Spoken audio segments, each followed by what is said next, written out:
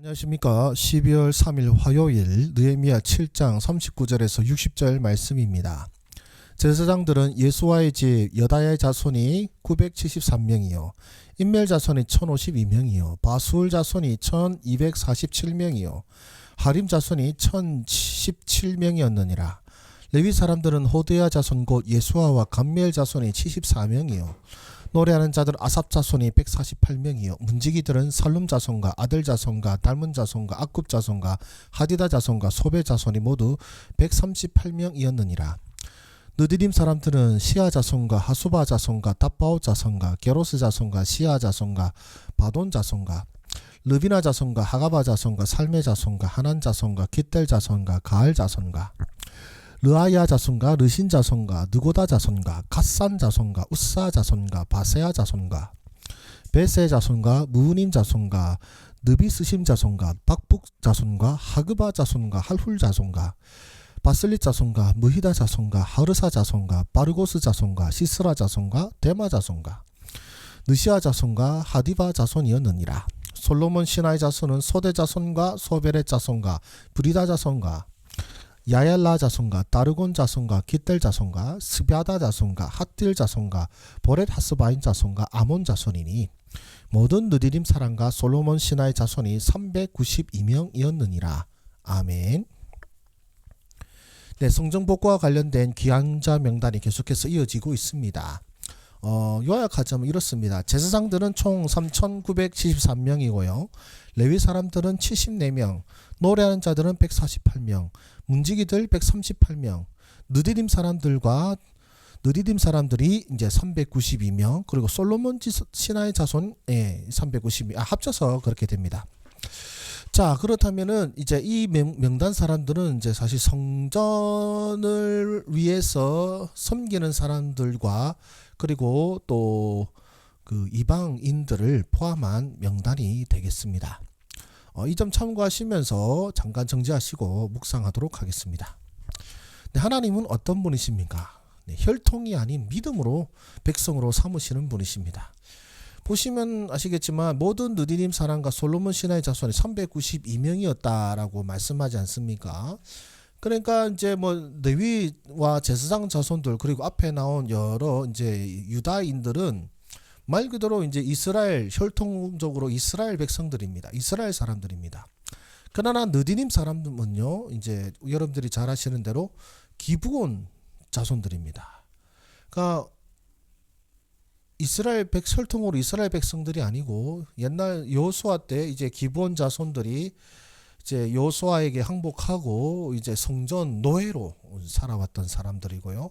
솔로몬 신하의 자손이라는 것은 솔로몬 때에 이제 이방인으로서 솔로몬의 수하에 들어온 그 사람들의 자손들을 말하는 것입니다. 즉 혈통으로는 이스라엘 백성들이 아닌 사람들입니다. 그러나 지금 이들은 그 지금 혈통으로 이스라엘 백성들 중이 들도 그 수십만 명이 넘는데 지금 다시 고향으로 돌아오지 않은 사람이 훨씬 많았음에도 불구하고 지금 혈통으로 이스라엘 사람이 아닌 바로 이들이 지금 이 뭐랄까요, 이 예루살렘의 회복을 바라보고 지금 왔다라는 것입니다.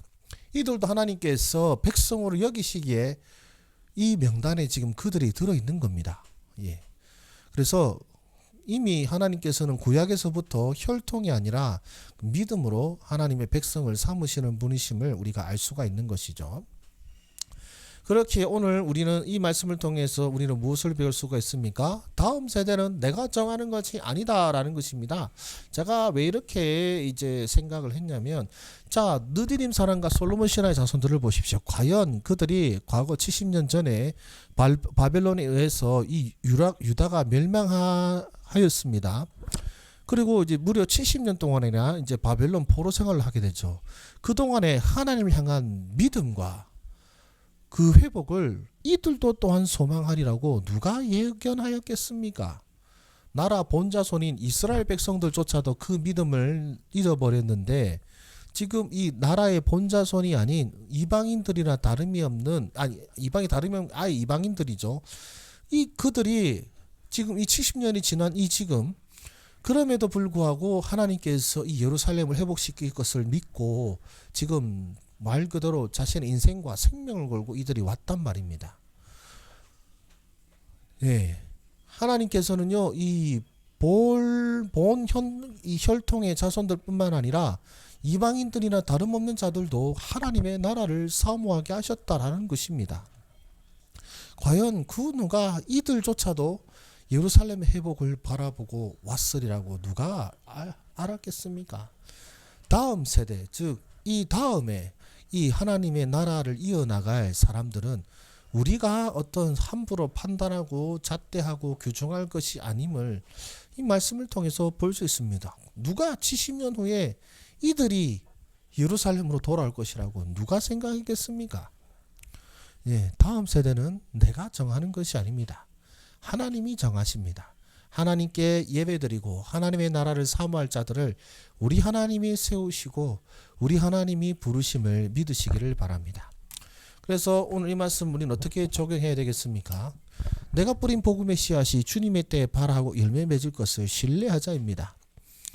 한 번씩 이런 생각이 들 때가 있어요. 과연 이 말씀을 듣는 사람들에게 그대로 전해지는 것일까? 이들이 과연 이 말씀을 듣는 것일까라고 의문을 가질 때가 많습니다. 그래서 어떨 때는 답답하게 느껴질 때도 있고 하죠. 그러나 분명 이 복음의 씨앗은 우리 하나님께서 역사하심에 분명히 발하고 열매를 맺을 것입니다. 내가 원하는 시점과 내가 원하는 때는 아닐지라도 하나님의 때에 반드시 이 열매가 맺혀질 것을 기대하고 신뢰하자라고 하였습니다. 누가 이 솔로몬의 신하들이, 누가 이 느디딤 사람들이 이 예루살렘 회복을 바라보고 돌아올 것이라고 누가 상상이나 했겠습니까?